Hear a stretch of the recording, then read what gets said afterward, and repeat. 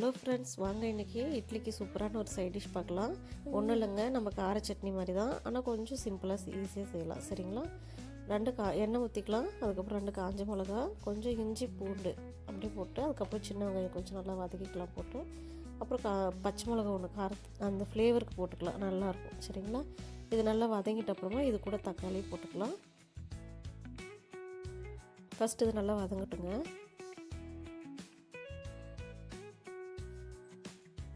இது நல்லா வதங்கட்டும், அவ்வளோதான்.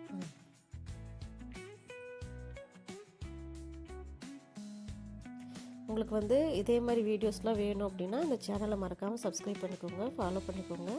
இதே மாதிரி தினமும் ஒரு சிம்பிளான ஈஸி ரெசிபியோடு நான் உங்களை பார்க்குறேன். சரிங்களா?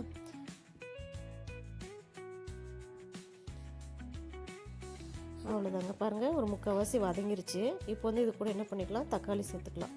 தக்காளி சேர்த்து நல்லா வதக்கி விட்டுக்கலாம். சரிங்களா?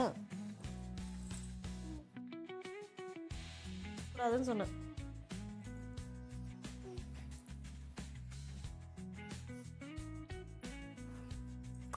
அவ்வளோதாங்க. நல்லா இன்னும் கொஞ்சம் நல்லா வதக்கி விட்டுக்கலாம். இது வதங்கும் போது இது கூடயே கொஞ்சம் உப்பு போட்டுக்கிட்டிங்கன்னா இன்னும் சீக்கிரம் வதங்கும். சரிங்களா? இதுலேயே கொஞ்சமாக கருவேப்பிலை, அதுக்கப்புறம் கொஞ்சம் கொத்தமல்லி, கொஞ்சம் புதினா.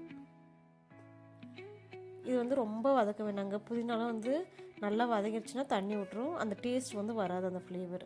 சரிங்களா? சும்மா லைட்டாக ஒரு வதங்கினா போதுங்க.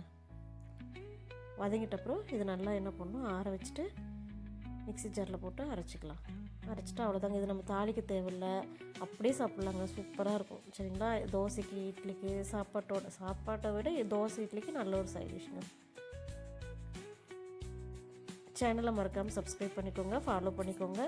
இதே மாதிரி வீடியோவில் தினமும் இந்த மாதிரி வீடியோஸ்லாம் உங்களுக்கு குக்கிங் வீடியோ வேணும்னா இந்த சேனலை மறக்காமல் ஃபாலோ பண்ணிக்கோங்க. அவ்வளோதாங்க.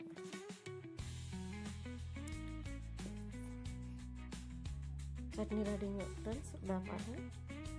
பிடிச்சிருந்தா சப்ஸ்கிரைப் பண்ணுங்கள், லைக் பண்ணுங்கள், ஷேர் பண்ணுங்கள். பாய்.